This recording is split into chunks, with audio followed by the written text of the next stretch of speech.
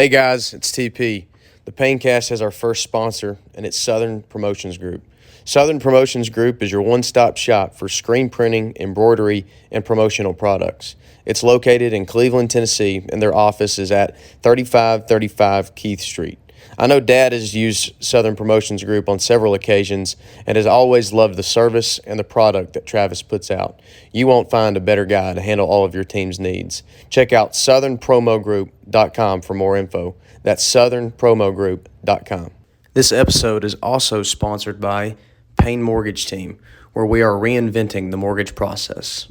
You know who always loses a game they shouldn't? Georgia. Yeah, it's going to happen this weekend. Hey, I hope it is because I'm going to be there. I'm not going to be at the game, but I'm going to be tailgating with a bunch of friends. We're going to have a bunch of TVs going. It's going to be a lot of fun. So I'm just there for the atmosphere. I think it's going to be, you got the number one team in the country come to your place. And, Tennessee's got nothing to lose. And, Dad and I have always said the most dangerous thing in the world is a man who has nothing to lose. Yep. It is. And Tennessee is in that situation this weekend. I should probably go ahead and take this opportunity to announce that I will be there at that game. Okay. Mm-hmm. So, did you buy tickets? Nope. Oh. You're going with someone. I'm going with somebody. Oh. We'll talk about that later. The hot streak that I've got. Yeah. Uh-oh. George is in trouble. Yeah. That's why I'm saying such confidence. George is going down. Yeah. You haven't kept up. Wherever Greg Payne goes, so does destruction for whoever he wants. I was just going to say the last time I saw a number one ranked team play on the road in the SEC, they lost. I'll see ya.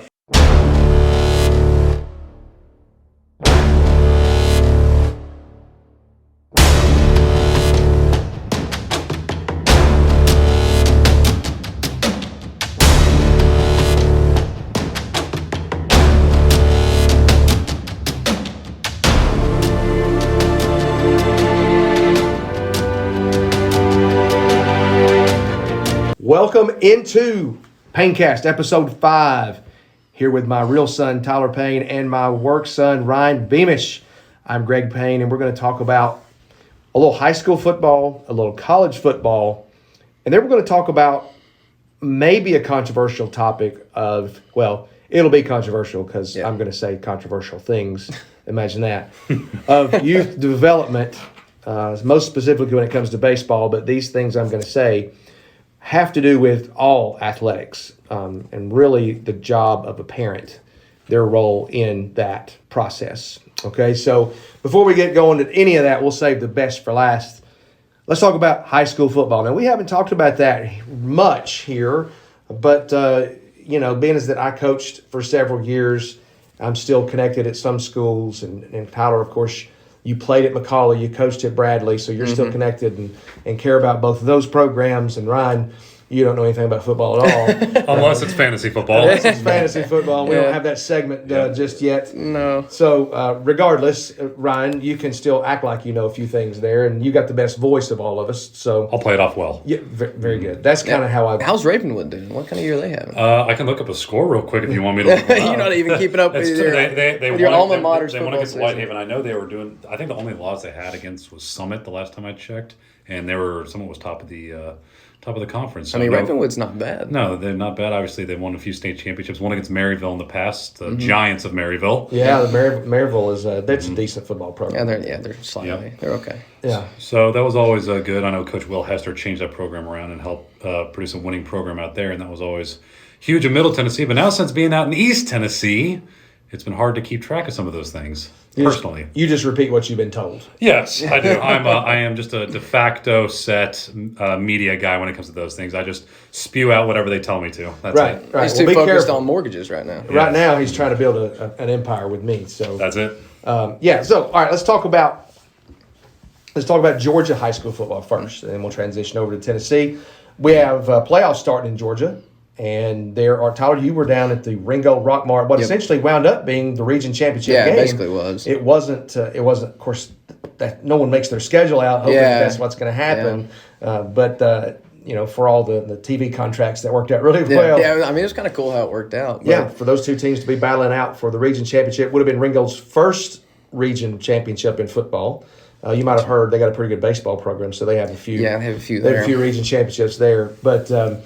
Regardless, you were down there to see that game. Our good friend Austin Crisp, of course, is the offensive coordinator there at Ringgold. Off to a great start of their season, but kind of ran into a little bit of problems down there at Rockmart on Friday.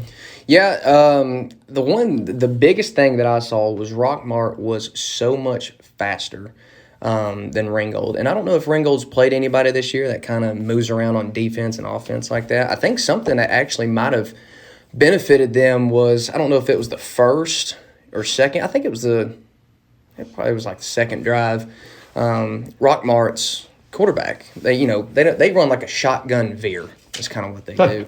It's interesting. And so they don't really throw the ball a whole lot.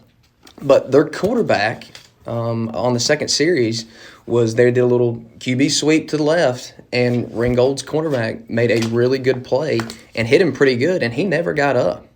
And I don't know, they were checking out his knee. I don't know what the diagnosis was there at the end. He ended up limping off and had to have some help. But then Rockmart starts warming up their backup quarterback, and you're like, okay, this is good for us because it gives Ringgold a pretty good chance here to do something. Well, they start warming him up. You look over there, he's 6'3", and he's slinging the ball about 40, 50 yards, and you're like, so no, that wasn't so good. That's a nice backup. You're like, what in the world? Where'd this guy come from? And it makes sense that he wasn't starting because they don't throw it much. Yeah. And they just run all over the place.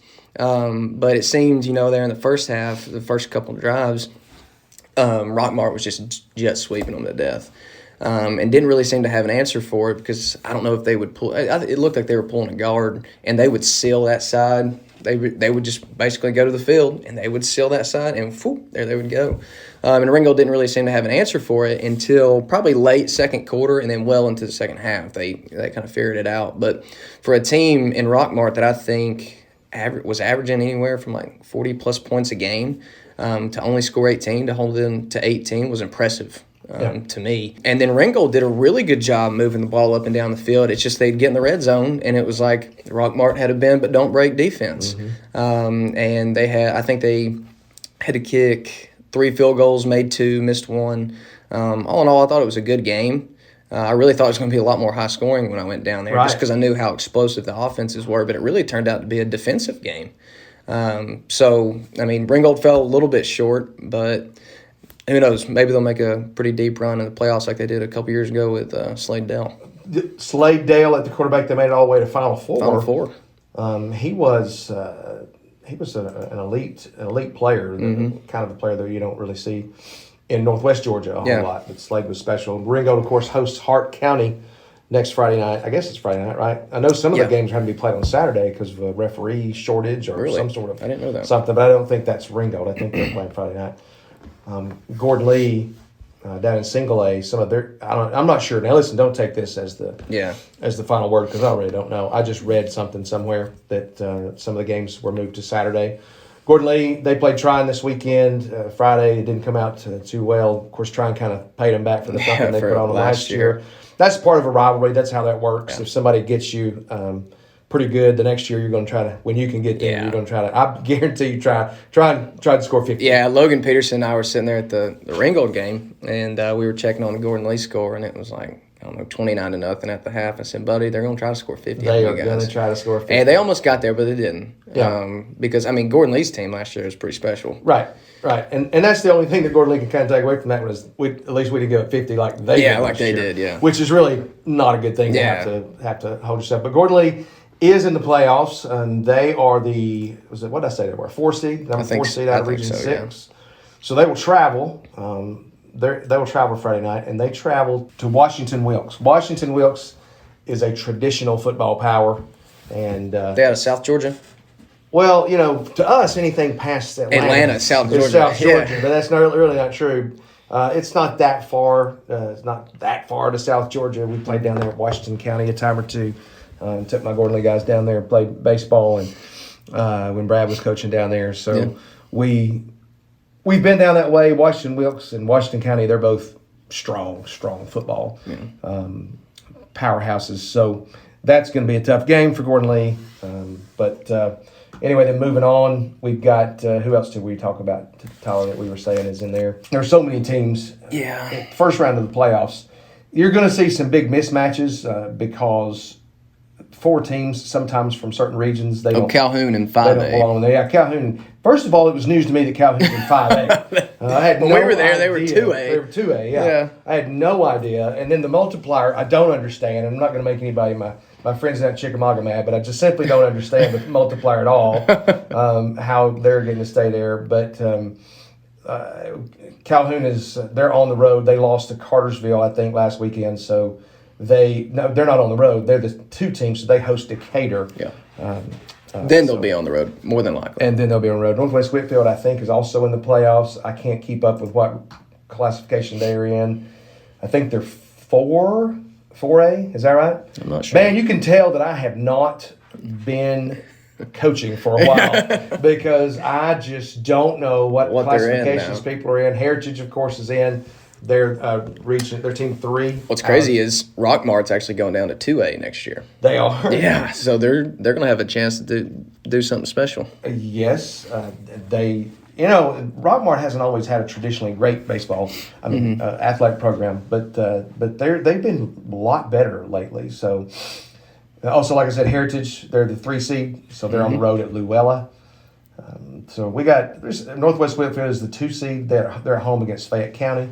And I'm sure I'm missing somebody, and that's okay. You can be mad at me if you want to. It's not the first time that's ever happened. Let's transition over to Tennessee, and we can talk about some of those schools. Their playoffs start. This is the second round. Their playoffs started this last week. South Pittsburgh. Imagine that. Shocker. South Pittsburgh is in the playoffs. They're at home. They play Clay County, though, and I think that's probably a pretty tough matchup. Yeah. But I do know that Trousdale County and Meigs County, Meigs will be hosting that game, and Trousdale is good every single year. Pretty sure that's a rematch of a state championship game a couple years ago. I could be wrong on that. I'll take your word for it. I don't know. Yeah. But then Marion County there. And Marion County is at Watertown. I don't know how that works. They've got a better record, but they're on the road. Obviously, they're a lower seed. Tennessee does it weird. What happens is the West gets to use they get the home field advantage one year, then the East gets the home field advantage the next year. Yeah, but the way they play it is you wind up playing, like Georgia, I liked how they rotated. So when I was at Gordon Lee, we were Region 6.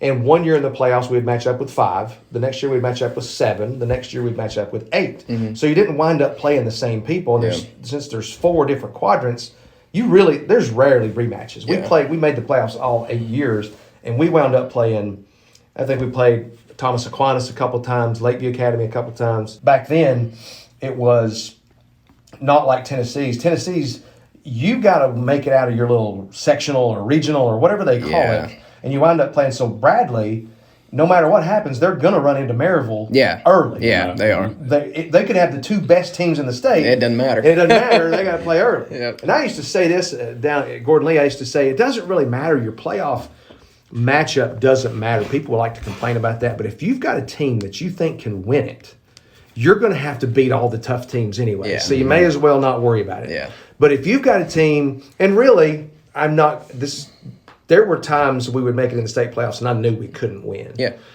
I just wanted to make it as far as we could. As possible. And then the matchup matters. You don't want to play the best team that first round because you don't want to say you got eliminated. You can always say, well, we made it to the second round. Yeah. But regardless, Tennessee is always this way. McMinn is at Powell. Out of Knoxville. Did I miss somebody? Red Bank. Yeah, Red Bank's Bank. at home. They're hosting Macon County. Red Bank always been good. They were down there for a couple of years when I was in high school, but then as soon as I graduated, they really got back. They were down because you were in high school. Right, yeah. And then McMinn County goes to Powell. That's where Walter Nolan is, number 1 prospect, just committed to Texas A&M. Somebody dropped the bag on him down there this weekend for sure. Not saying that happens anywhere besides Tennessee with McDonald's, but it happened. Ray County hosts Carnes. The only thing I can tell you about Carnes is Dane Anderson one time threw a complete game against them in about 70 pitches. So I don't think that has anything to do with football. Though. Yeah. And also, Will Brooks broke a guy's arm when we played them. Interesting. So, yeah, those are good memories. I can tell you Ray will probably whoop up on those Carnes boys out of Knoxville. Ray County is traditionally tough, except for their baseball coach. He's pretty soft. Shout out Rusty Ray We love Rusty Ray. All right. Farragut is going to Bradley Central. Which is a rematch of an unbelievable regular season game. Bradley was undefeated going to that game. Farragut was struggling throughout the year for reasons I don't know why. But it was a close game there at the end, and Bradley sends in a kid that had not kicked the field goal or an extra point the entire night from 42 yards out, and he nails it right through the uprights. And he sells his movie rights later. Yeah. It's going to be a big TV show about it. Well, now this is inside information. I heard that he had gotten his practice times confused, and he didn't show up to practice one day during the week, and they basically punished him and said, hey, we're going to sit you on the sidelines. And then when it came crunch time, we're like, we're going to roll you back. This is the best guy we got to kick it that far. Punishment is over. We were punishing you for 3 quarters and a half of the 4th quarter. Not even. It was more than half. Yeah. It was basically the whole game to the last 5 seconds. Yeah, that's it. Yeah. Your Goodness. suspension is What a lifted. Yeah. Now I heard there. that. I heard that through the grapevine, so that could be completely wrong. We But- wouldn't spread gossip on this show. Yeah. All right, and then Class 6A. There's too many classes in Tennessee. That's not that big a state. Yeah. Going down to Ravenwood is going to Collierville, Yep. Good luck with that. and that sounds like not fun. Yeah. No, it doesn't. Yeah. But I believe in my Raptors. I'll tell you what, They're believe the in them. Raptors. They are. That's a pretty cool name. I didn't know that because historically there were lots of Raptors in Yes. Middle Tennessee. Yes, historically. Yeah, I don't know where you got that name. Yeah, the fossil record shows it. I'm pretty sure. Doesn't it? Yeah. All right, Division 2A. There's nobody No. around here. Division 2 AA. Silverdale goes to Lipscomb Academy. That's where Trent Dilfer is the head football coach. Yes. Yeah. And supposedly they've got a real buzz. Real good team. Yeah. Good. And so, but Silverdale's good too. So maybe they'll go over there Then, and pull the ladies upset. and gentlemen, the best division in the entire state of Tennessee, Division 2, Oh, AAA. my Not that you're biased or Those- anything because you played Those it. private It school may biases. it may not be the best anymore, but when I was coming through, dude, There's no question. Jalen Ramsey, Derek Barnett, Derek. Corn Elder, those dudes There's were no crazy. question they Yeah. were the best. It was But unbelievable. I think what is it, 6A that Bradley's in or whatever, Yeah. 6A. and Division 2 AAA are pretty close. Yeah, well, you got to see both of them up close Yeah. and personal. Father Ryan travels to Macaulay. Macaulay's 10-0. Father Ryan is the Irish. Is that right? Yeah, I don't like their colors, purple and red. It doesn't make That doesn't any make sense. yeah to for me. the Zero Irish that doesn't sense. make any sense. It doesn't make any sense to me. Have to drive by that all the time. Yeah, Ryan. I don't care for that. So just for that matter, and of course, obviously, I love Macaulay, so I want to see Macaulay win. But Father Ryan cannot be rewarded for a nickname and colors like that. The nickname's fine. The colors don't go. Yeah. So basically, in that division, the state championship's going to have to come through Chattanooga. Literally, Yeah. because the state championship game is in Chattanooga. And this year. Macaulay will host all the way to the They championship will. game. So it's got to come through there. And then Baylor goes to MBA. That'll be a fun game to keep an eye on. I think NBA beat them earlier in the year. It was a pretty close game. I could be wrong on that, but I'm pretty I'm sure calling a NBA. Baylor win. Yeah, well, There you go. there we go. Because nobody from NBA listens to our You show. know, I would be curious if Baylor wins that game. Do they have to play Macaulay? No, if they've Or are if they on they've the other done these- side? He might have the brackets right there where you can see a little bit. TSSAA. I'm just going ahead and say it right now. In addition to major beef I have with them about their officiating Don't even and get the whole started on process of that, their website to find the brackets is way too hard. Listen, I'm a simple man. I want to be able to click something and find the playoff brackets right there. But TSSAA, get your crap together. Your website is just terrible. It's hard to navigate, and I'm really not an idiot. Max So- Prep You might does have a to better go, job. I'm about to say you might have to go to Max Preps to Yeah. actually. Shout out to Max Press for getting it right. No, so the winner of the Macaulay Father Ryan game has to play the winner of JP2 and Brentwood Academy, which that would probably be Macaulay and Brentwood Academy. And then That would be Baylor, the winner of Baylor and Montgomery Bell Academy plays the winner between Briarcrest Christian, which is where Michael Orr went to school, and Christian Brothers University. They're 9-1. They're not Is he still university, school Christian there? Brothers Is High he still School. there? They're Crest. He's on the line right now. Now, some people don't know that. Some people Yeah. don't know that the blind side, the school, that's fictitious school Yeah. in there, but it was really Briarcrest. I actually remember when we went out to Briarcrest my junior year. They were the number 1 seed in the West, and we were the number 3 seed in the East, so we had to travel there. And That's a We're ride. talking about yeah, baseball. talking about baseball now. So that's a heck of a ride. But we get there playing the game, and then it just comes a monsoon. And they put us in the football locker room, and I sit down. I'm just soaking wet. I'm just trying to dry everything off, and I look over, and they have the plates of all the past players in there, and I'm sitting in Michael Orr's old locker, and I thought that was pretty cool. Wow, that is pretty cool. Do you want to talk about the pep talk that you guys got before you got into the? I mean, we can talk about that right now. we got out at Briarcrest, and someone had given us a bad scouting report That's the truth. because it was, hey, throw them off speed, throw them off speed, throw them off Real speed. quick, was Thomas Dillard on that team? Thomas was. Dillard was on it. Thomas Von Dillard. Watson was on Yeah, that Von team. Watson, Dude, yeah. they were ridiculous. That's a good squad. They were ridiculous. Yeah. And so we get up there, and the scouting report is off speed. So we throw Elliott, who is our number one best off speed guy. He can really dot it up with his curveball. And my God, they tore the cover off. They're lighting it up. No one's hit Elliott all year long. Yeah. They're absolutely lighting it up. And That's I'm a bad scouting report, right? Yeah. This is bad. And so we're losing 7-0, and the rain comes. And so, we go in there, and I'm sitting in Michael Orr's. It's worse than 7-0. It's 7-0, and they have 2 on, and they double stole to go. They was going to be 9-0 because there's nobody out. Right. They double steal first and second. I mean, we're getting ready to get short game. So this Yeah. is probably like, I don't know if this has ever happened in any other state championship team run ever. We get into the locker room, and once the rain comes through, their coach comes in and says, hey, we're going to start back out where we were. And Dad says, no, we forfeit. Let's go ahead and play game 2. He said, the umpire said, are you really giving him the game? I said, yep. I said, my only condition is when we come out and get ready to warm up, I want that scoreboard blank. I want it to say 0-0.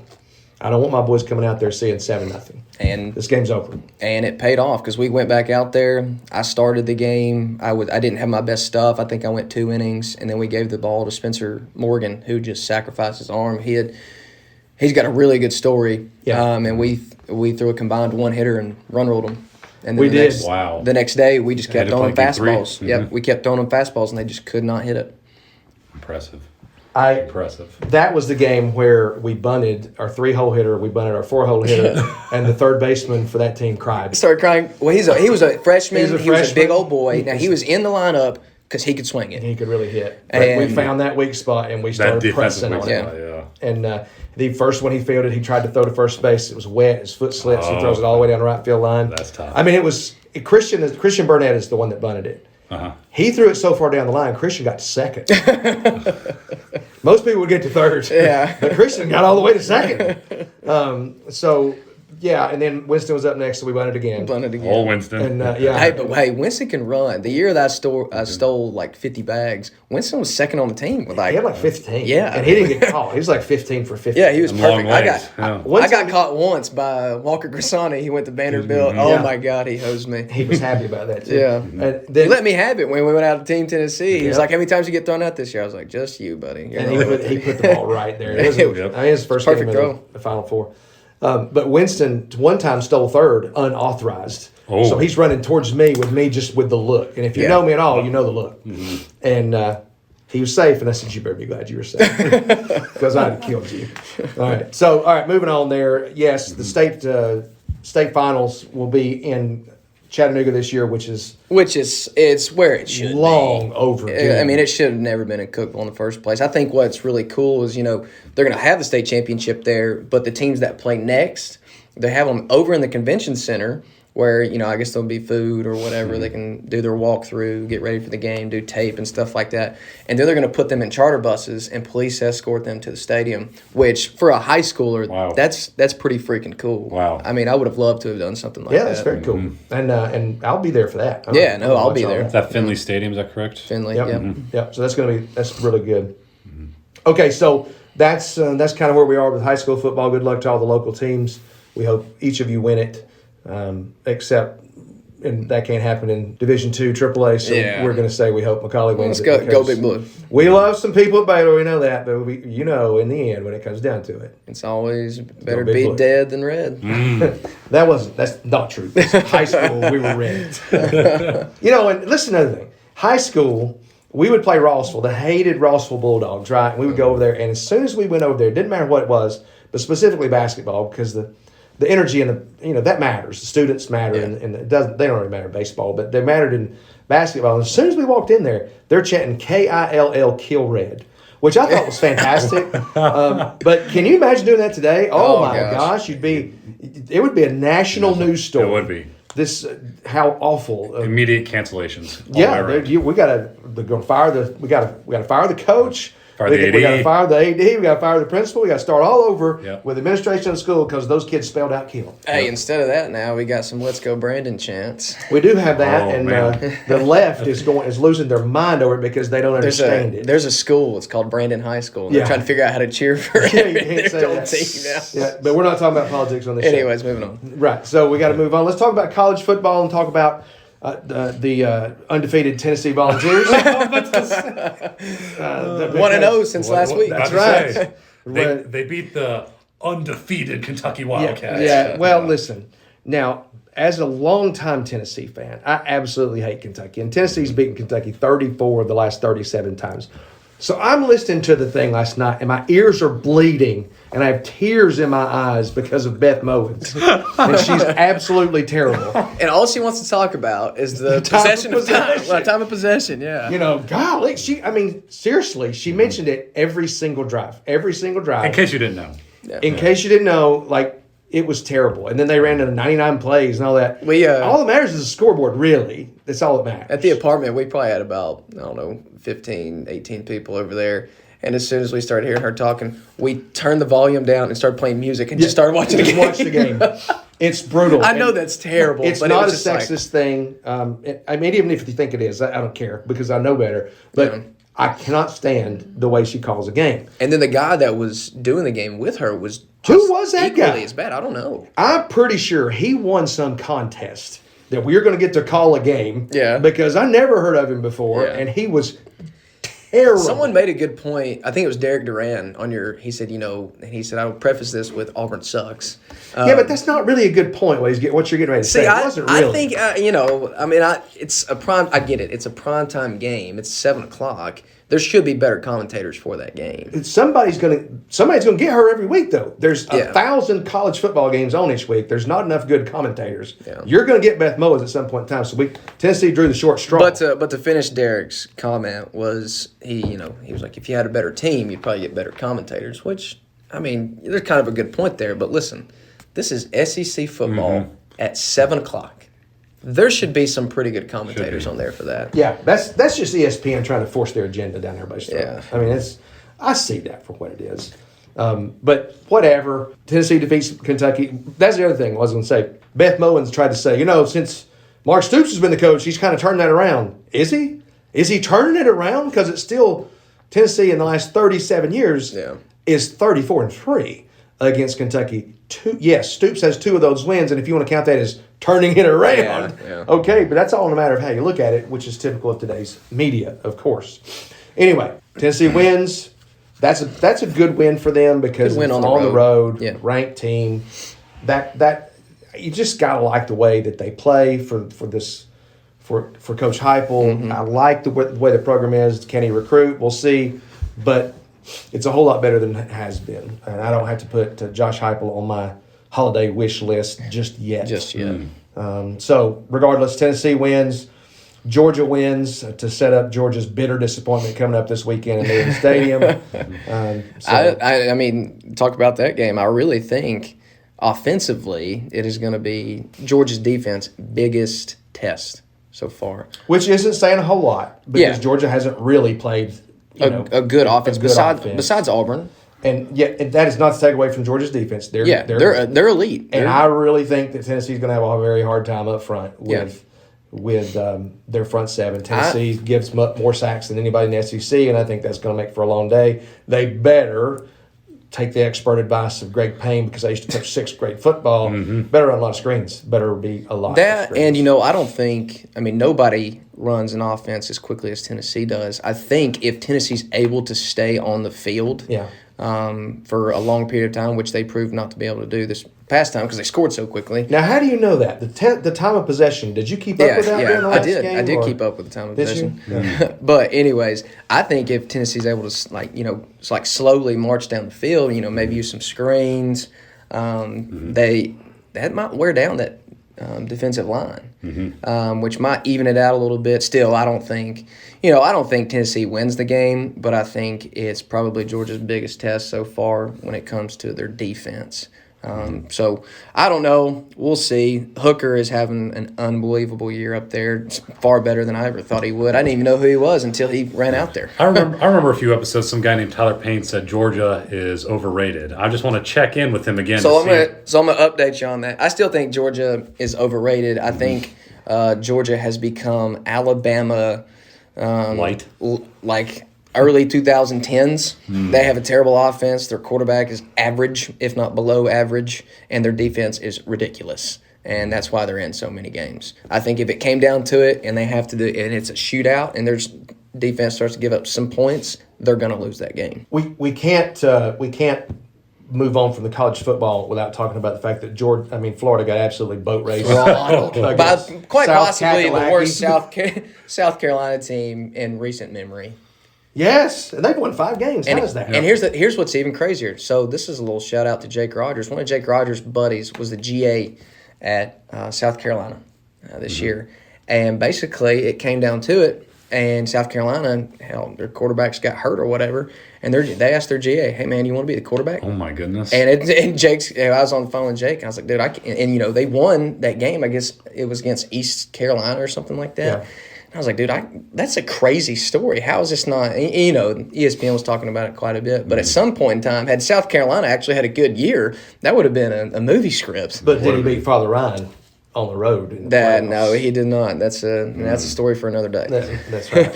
But that is a good story. Yeah. But yeah, they got boat raced. That's always good. We can always talk about Florida losing. Anytime that happens, we rejoice. Yeah, of course. I kind of want to play Instigator real quick. Go ahead. All righty. Greg Payne, what is the best conference in college football right now? Oh, gosh. The SEC. Tyler Payne, what's the best conference in college football right now? This is a little bit of a hot take. I'm talking from top to bottom right now, okay? I think the SEC East is pretty weak this year. SEC West is not typically what it has been. In the SEC, you're typically looking at 4, 5, 6 teams that are just dominant.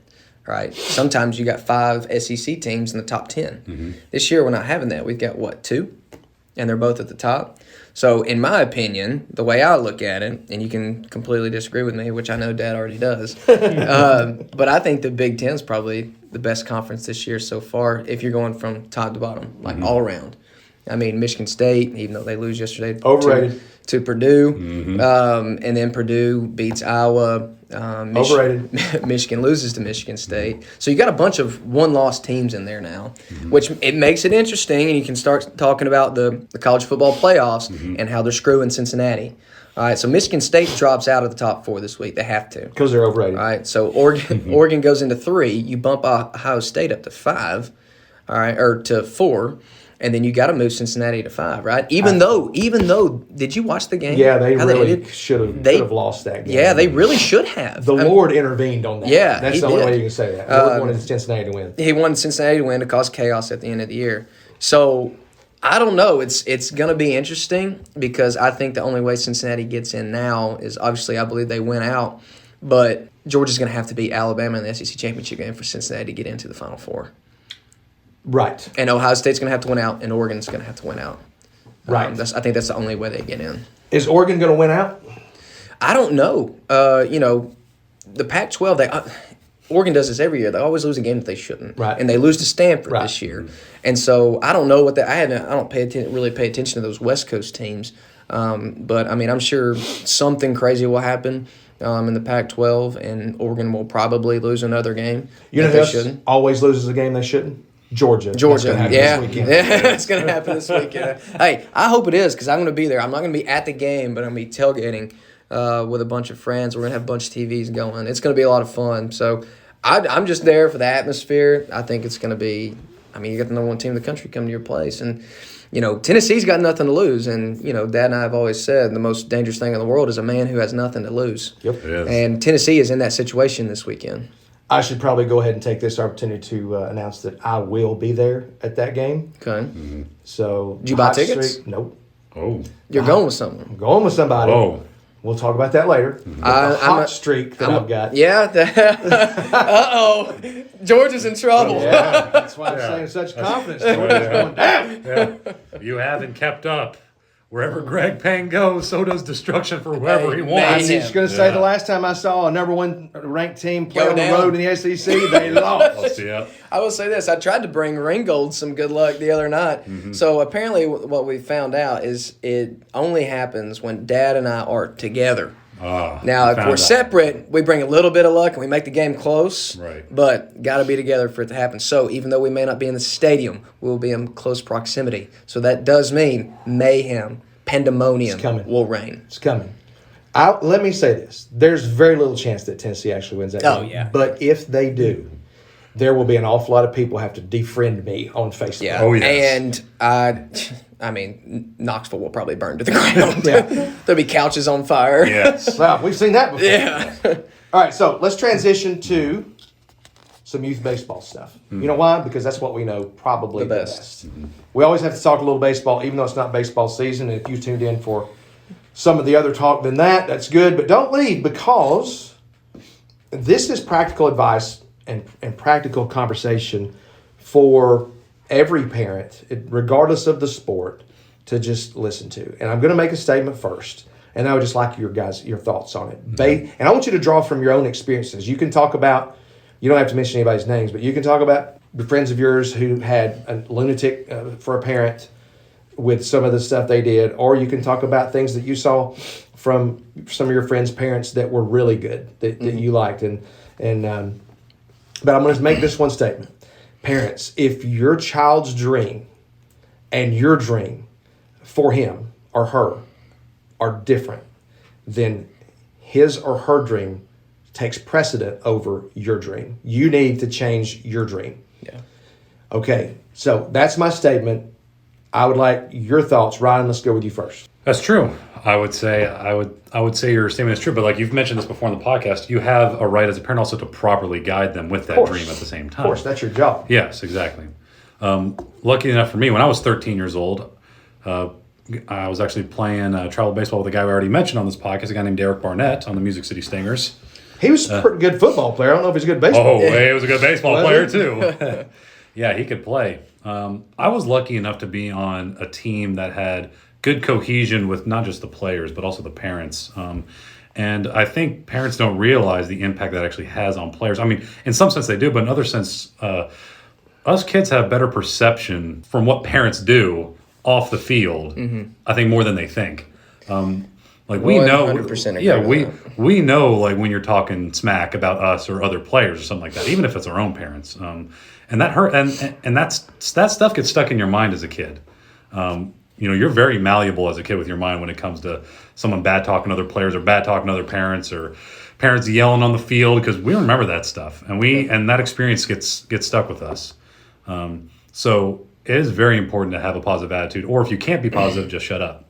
Just don't show up, or just sit in your car. Dad's always said this, and I got to applaud him. I mean, he's always said, basically, a parent's job is to say, "Man, I love to watch you play." Mm-hmm. Right? Because a lot of people talk about the car ride home, and we can talk about Heath Esslinger a little bit. I mean, what was it? There was a study done amongst athletes. Oh, yeah. So they took college athletes over I don't even remember the time period now, but it was a pretty extensive study. And they asked the kid, your worst memory from youth sports. And the most cited thing was the car ride home. Mm-hmm.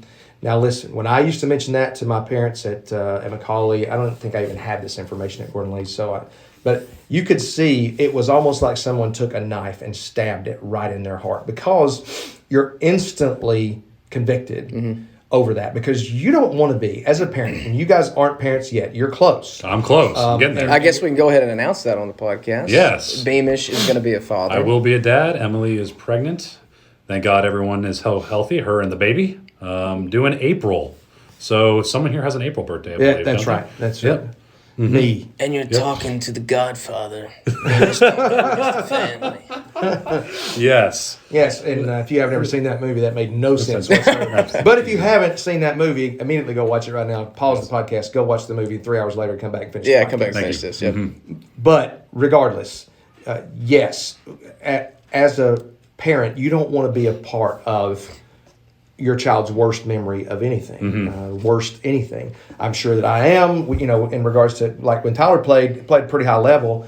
Mostly what I did, I don't know that I ever yelled at you from the stands. But I definitely yelled at the umpires. I think the only time Dad ever yelled at me from the stands was when I was in college, and we're over at Union, and it's an obvious bunt situation, and I pride myself in being a good bunter, and I bunt one straight up, and all I hear is God dang it! I have that on video, by the way. Well, you'll have to see if we can find it, and then I'll put it in here like we did Beamish. Yeah, that was good. Please. I don't know that if I still have it. I probably didn't have that same phone. It's probably gone. But yes, I was videoing to watch that, and then the bunt went in the air. I shared that with just about everybody on the baseball team, and we just burst out laughing. I mean, but the thing is, if you ever played for me, that's just the coaching you coming out. That's not you being dad. That wasn't the dad. Yeah, and that's not any disrespect of a parent showing hatred towards not at all. The team needed a bunt down right there. Tyler's the best bunter probably I've ever seen. Yes. And then it just didn't work. Nope. And so for the team, I was disappointed in. But you don't want to be a part of the worst memory for your child. And that was the thing. The most exciting thing was the car ride home. And it's not fair to the kid to talk about the game. Don't even talk about the game. Yeah. There's no sense in doing that. I would ask Tyler on the way out to the car, may I say something about the game? Once we got in the car, it's off limits. Yeah. And this was at East Cobb. But sometimes he was so mad, he would say, no, I don't want to talk about it. Okay. And I would respect that and wouldn't say anything, even though it tore me up inside. And the whole ride home, I had to stew in it, but because I couldn't get it out. But it really is not about me. But the relationship is so much more important than any game. Of course. I think a lot of parents lose sight of that sometimes. When you mix the bad attitude after the game with a disappointed young athlete because maybe they didn't play when you're going to tear into them, you're muddying that relationship there. Like, what are you pretty much saying that the relationship is hindered on if they do well in baseball? Yeah, which of course it's not. I've actually heard a parent say that before. Wow. That I feel like the only time I'm not a parent, a kid, the only time I feel like my dad approves of me is when I've had a good game. Yeah. That broke my heart for that kid because that's not right. There's nothing more important than your relationship with the child. It doesn't matter if he goes 0 for 100. Yes. It doesn't matter. It doesn't matter. Which goes into the second piece of that study when they ask what's the favorite thing not your favorite memory, but the favorite thing that you were ever told. And the most cited thing there was, I love to watch you play. Mm-hmm. That has nothing to do with the result. It has nothing to do with the performance and everything to do with, man, I just love to watch you. It's just with a parent, you look at your child with such adoration. Mm-hmm. And if you ever make the child think that your adoration is hinged upon or attached to my performance, you've put way too much importance on that sport. Yeah. Absolutely. And there's nothing that comes in front of that relationship. So too many people, and I hope someone's listening to this and they are immediately convicted from the way they behave toward their child. I mean, we all have horror stories, right? We can all talk about it from when I was little, 152 years ago. We can talk about the things that I saw. And my parents weren't really that involved with my sports, and I was very glad. It doesn't mean they weren't there and they didn't support me. They did, but my dad didn't play. He didn't care anything about that. Mimi didn't either. And Mimi didn't play. We didn't. They didn't care about my performance. I was the only one that cared about that. My pawpaw would come to the games, and he never talked about my performance, ever. And he came to as many games as he could. He would beat me to the games at Shorter. And he lived in, Catoosa County. He'd drive all the way to Rome. Mm-hmm. So what I would like is for you guys, if you can throw things off the top of your head, things that, not necessarily horror stories, because I don't want somebody to think we're talking about them. Yeah. But if you could maybe think of some things that stood out that were particularly bad, or some things that were particularly good from your peers, or even yourselves, if you want to relate personal stories. Well, I'll talk about the good. I worked over at A Better Way Athletics for the better part of a year, and then moved on from that, and they ended up getting bought out, and they're in Virginia. So I'm super happy for those guys. They're doing what they love. But what we did was we were doing a podcast probably once every 2 weeks. And probably the biggest name we had on there was Tyler Stevenson. Mm-hmm. And, I mean, talk about the good in travel baseball. This guy is everything that's right with travel baseball. Mm-hmm. I mean, his parents, you can probably speak more on that. His parents did an unbelievable job with him. Yeah. And, you know, he talked about how his word or their word as a family is enjoy. Yeah. And it just came down to, man, just him enjoying the game, just having a good time. And them at the end of the day saying, man, I just love watching you play. Because if I remember correctly, when all the times I've talked to Tyler, I don't know if Rhonda played or if I think David might have played basketball. Yeah, he's tall. And, and they have produced some like top tier athletes. Yeah, like, 2 Division I athletes. Like Tyler is the starting catcher for the Reds. Now that Barnhart's gone. Also, the other catcher on our 13-year-old team, Joey Bart, Buster Posey, is apparently announcing his retirement. Yep. So that clears the path for Joey Bart. So we got 2 13-year-old Astros starting in the big leagues now, which is just crazy. Ridiculous. Yeah, and so you know that Dad and I will be at the Giants-Reds game next year when they both meet each other. For sure. But yeah, so I mean, and then his sister, Tyler's sister, was a swimmer at Florida State and was a beast. Yeah. Nice. And so, but to me, Tyler Stevenson is the perfect example of what's good with, you know, travel baseball. He was an elite level athlete, elite level baseball player, and his parents elite. Elite. Just everything about that family is elite. Yeah. If that's the poster child for Tyler Stevenson, should be East I would say Pod's Joey poster Bart, too. child. And Joey too. Joey even more so because he had to overcome a disappointment. He did. He didn't make the 14-year-old. He didn't make the 14-year-old Astros, which he's got such a good story. He, you know, I'll just summarize it real quick. Maybe we can get him on here to talk about it. But 13-year-old year, he's, you know, we have Tyler and him. Those are our 2 catchers. And then the next year he doesn't make it, but it's because he was a little undersized. He hadn't hit puberty just yet. And I remember when we were 13, everybody sometimes would give him a little bit of a hard time because he wasn't as big yet. Right. And he said, y'all wait. He said, because his brother was a middle linebacker at North Carolina. Yeah. And so both of his brothers like 6'3", 6'4", and he's like, y'all wait. He said, once puberty hits, he said, I'm going to be good. And he doesn't make it his 14th year, but he hits puberty, going from 14 to 15, and he becomes an absolute beast. And commits to Georgia Tech. Him and Tyler were both going to Georgia Tech. Tyler, obviously, first-round draft pick, goes on to the Reds. Joey gets taken in the 30th round or something like that by the Blue Jays, maybe. I don't even remember. But they end up, he goes to Tech, has an unbelievable 3 years there, and then he's the number 2 overall draft pick, and I believe it was 2019, something like that. It might have been earlier than that. I remember. But I mean, and here's the thing, he set the record for the largest signing bonus by a position player. A guy who at 13 years old was super disappointed, got cut from probably the best team in the country, and comes back and, I mean, doesn't let it get him down too much. He actually goes to work. Yeah. And here he is in the big leagues. I mean, he was in AAA this year, and he should not have been. No. I think he hit like 340. Had just several because you have a Hall of runs. Fame guy named Buster Posey, pretty much. Yeah, it's kind of. I mean, and Buster Posey had an unbelievable year. Yeah. I mean, he hit 304 with 18 bombs, you know, and that's. I mean, that's just tailor made. Buster Posey hitting above 300 and just being an absolute stud. He's, always known for that. Yeah. But, you know, we were talking about the bad there. Those right there are 2 examples of guys who did it right. They worked hard, and their parents, to my knowledge, were not overbearing about it. Nope. And you would probably be able to speak more to that because you have a little bit more relationship with them. Right. But that to me was the good in it. There's plenty of horror stories, but I would rather point out more of the good. Yeah, do it like this instead of not like that. But because everybody's gonna, you know, don't think of an elephant. Right. What are you thinking of? An elephant. Tell people what to do, not what not to do. You've heard that before from somebody. Yeah.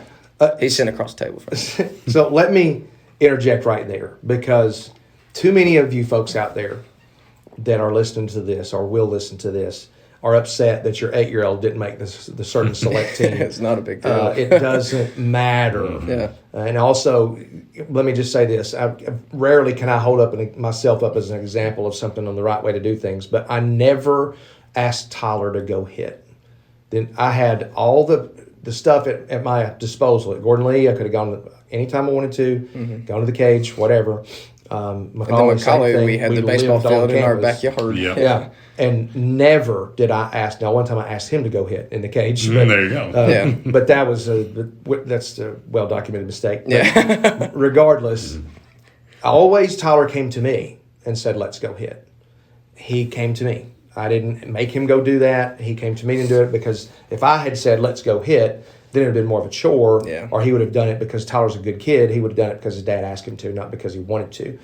The one time that I remember going that he kept doing something I didn't like, and I said, "If you do it again, we're going home." And he did it again. I think I was 12. And I said, "All right, let's go." And he said, "No." And I said, No, "No, we did. I told you, we're going." We went home. And we went home. After about 2 pitches, we're going home. Because when you're here, you're going to do work. You're going to do it right. Yeah. But that was not being the father part. Well, that was the coach part. it was also setting the tone for perfection. Right. I mean, like you're going to make a mistake in this game. Yeah. Don't make it twice in a row. Yeah, and I stop do doing that it. all the time with my lessons. I do that all the time with Colt. And Colt has gotten it into, like, if he pops one up, the next pitch is going to be on the ground. Yeah. That's a good adjustment. yeah. That's good. Ryan, do you have anything that sticks out to you when we talk about this? Is there any story in your mind that comes to you, or Well, any? if Tyler told the positive, I might as well tell the negative, just on the other side of it. Yeah, I'll sure. just tell a personal story then. I think I was probably about 6 or 7 years old. I was probably 6. Going through a lot of family stuff at the time, you know. My parents were getting divorced, and that's always pretty hard on a child, especially at that young of an age. But I remember I was just always, just angry and frustrated as you would be as a kid, obviously during that time. And I remember I think I like popped something up in like a coach pitch game or something like that, and I got angry at myself, because I just had a little bit of even though I was 6 years old, I had a little bit of a fiery temper even at that age. And I don't know anything about that. Yeah. may or may not have hit the bat on the plate and walked back to the dugout in anger or something like that. And I remember after the game, we're doing like the shaking the hands and everything, as kids do, and I think it was the opposing coach come up to me and pretty much like grab me by the shirt and say, he was like, "If you ever act like that again, I don't want to see you on this field again," in front of everyone right there. He's not your dad. He's I not have no idea related who to you. this He's guy- not your coach. I don't know who this guy is. I still don't know who he is. Hey, let's find out who he is. Yeah. But I remember him saying, like, "You have one of the worst attitudes of a person I've ever," like as like a 6-year-old, and I just obviously crushed me. I was like, "Ball, I gotta know what to." I'm 6 years old. And I You're don't want to- 25 and you're still talking about it. You still remember it. You still I, feel well, it. because we talked about this, I just brought it up. And Yeah, I was like, but "Wow, I but remember it's still that." there. Yeah, it's still there. And I was like, "Dang, like that was terrible." And I remember, well, I know my mom. She went on that field real quick in front of everyone, and got right in his face. I know my no mom doubt. was- Yeah. Yeah, and I remember that, and I just remember it was just a terrible experience. I remember the baseball aspect of it. It was such a sour taste in your mouth. You didn't want to play anymore. And I love baseball, and it's like at 6 years old, I was like, what the heck am I doing right Yeah. now? Like, it's like, I understood, but I didn't understand. I was like, I'm angry, and I kind of took it out, but then I have this adult in front of everyone embarrass me. It's like I don't want to be a part of that. Yeah. I don't want that a part of my life, even if that includes baseball. But then, luckily my mom toughened me up and sent me back out there again, because that's what she does. Yeah. But experiences like that, I don't like. In what scenario or what case would someone want to have to belittle a 6 or 7-year-old in front of people like that? Yeah. What is that person going through? Yeah. What's so bad in your life that you had to do that? But it also makes me realize like how many kids have been through scenarios like that, and they never return to the game. Right. I don't know why, if it's just baseball, but I feel like you see all these things about baseball being the sport where the parents really get on the kids more than I think maybe basketball or football. I'm not saying obviously that doesn't happen. It's just the world we're involved in, so we hear about it. Yeah, it is. It is the world we're involved in. I get that, and like the parents yelling from the stands, and for goodness sake, like I said, it's 6 years old. Yeah. Well, it's absurd. I'm going to tell you my philosophy on that because I actually do have a theory on that. When football, first of all, parents can act the fool in the stands, and they do. Yeah. But the kids can't really hear it. Right. Did you ever hear me yell? I don't think I ever yelled during a football game, but even I'm sure that I said "good job, TP." Did you ever hear that? No. You can't hear that. Not only that, not as many people understand or played football as a younger age. They didn't play or understand the game. Basketball, you can certainly hear it, but I don't think that many people played basketball growing up in leagues or to be coached or whatever. But everybody played baseball. Everybody grew up and played. Even if it's just t-ball, they played. So because they played, they think they know. And when Tyler was a young guy, we were in a particular place. I'm not going to say the city because I just don't want to do that. But I was trying to help a kid that was a friend of Tyler's. And his dad was giving opposite advice of what I was giving when it came to hitting. And someone said, well, Coach Payne said blah, blah, blah. And the dad said, I don't care what he said. I'm his daddy. He's going to hit the way I say. That's a problem. Yeah. You didn't play. Just because you're the dad doesn't mean that you have to know everything. Mm-hmm. And part of being a good dad is saying, I don't know That's this it. stuff. And put your kids in front of people who are going to be good influences. One of the best things I ever did as a parent was make Tyler take karate. And he had positive influence of Chris Williams in front of him. But Tyler also played for guys growing up like Steven Teeters, who, what does it say for Steven Teeters that Tyler Payne as a grown man chooses to give up his Saturday and go sit with Steven Teeters, or goes to a Thursday middle school football game because he admires that family so much? Yeah. You have to put your kids and allow them to be in situations where there are other people who are going to influence them positively. Yeah. And if I could change anything about Tyler's where I placed him growing up, I wouldn't change anything. No, it was perfect. I mean, there was one year when I was 15 with the Titans, but that's about it. There's no fault of anybody's, though. Because nobody could have seen that coming. Nobody saw that coming. The guy that I wanted you to play for wound up not going with us. Yeah. So that outside of that, but it's so important to put your kids in front of people, not like a guy, what you just said, who is going to ruin the game. So listen, that doesn't mean you don't coach kids hard. There's nobody that coached kids harder than I did. Yeah. Nobody. And I think it's always funny when people talk about, how Coach Payne is this, Coach Payne is there, or whatever. And the only time they ever saw me was when I was coaching a ball game. Yeah. You don't know me. Yeah. You know that guy out there trying to win a ball game. That guy that you also didn't come to practice and see what we worked on 500 times that the kid just didn't execute. Yeah. Right. That's unfair. It's unfair. Yeah. But everybody's got their opinion, and it is what it is. Be very careful. Kids are listening. I love what you guys said about that, Ryan, where you said what's going on in the stands, and what's being said. You hear it. I could cite things from when I was 6 years old that I remember a coach looked at me, pointed his finger, and said, that was your fault. You shouldn't feel that kind of shame at 6. Yeah. We won 22-1. The one run that scored was my fault. Yeah. Really? Right. Yeah, come on, man. But whatever. I think somebody wanted us to talk a little bit about 13-year-old development. Yeah, let's hold that for the next time, because we've kind of run up into an hour here, and we don't really want to go over an hour. But that's another thing too. People send in their questions. We Yeah. answer them. Speaking of that, Tyler, what's the email address? The email address for the Paincast is thepaincast1, The number one. the number 1, at gmail.com. Thepaincast1 at gmail.com. Yeah, if you have things like that, and I do think a friend sent that in and asked about development. I think that's a really good thing. I intended on getting to that tonight, but we just didn't get there. Yeah.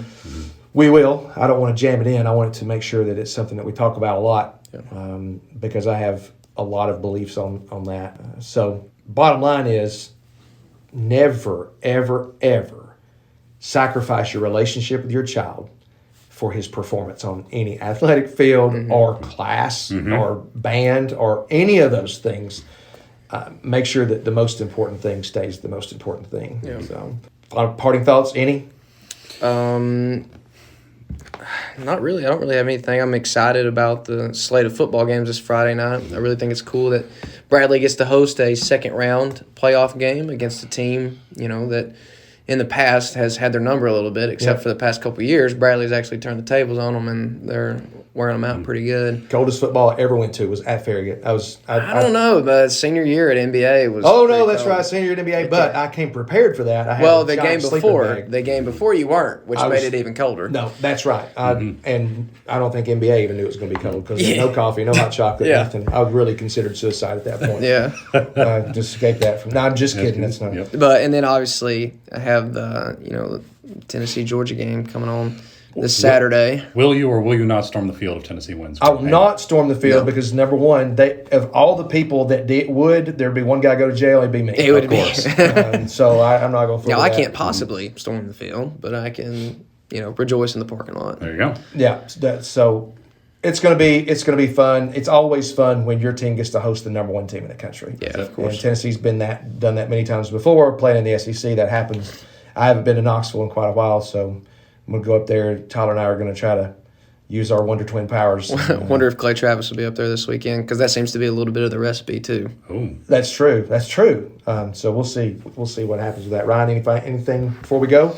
that's it. I'm just hoping that was my thing. I just wanted to see Greg Payne rush the field, but you already gave that answer away that you're not going to do it. Listen, hamstrings would come. They would physically come out of my body. Would it be worth it though? It would be worth Might be it. worth sacrificing. Yeah. Listen, no one wants my hamstrings. So as bad as they are, it wouldn't take much to pop them. Trying to hop over the fence, and then again, I would be that guy that they would go on Twitter that had his handcuffed. You would and be he's like going to jail. that cop that tried to arrest Tyler Matzik over the weekend. Yes. What are you my doing, goodness. dude? Dude, have some feel. Yeah. I mean, whatever. But I appreciate the guy trying to do his job. I do appreciate that, but come on, man. Yeah, That's your you're come not on. That's looking- our Come on, come on, man. Yeah, a that's week. right. All right. We appreciate you listening to us again. Send us an email. We would love to hear from you. We want to know what you want us to talk about. We're happy to talk about practically anything sports related and give our opinion. If you've got our number, text us. That's true too.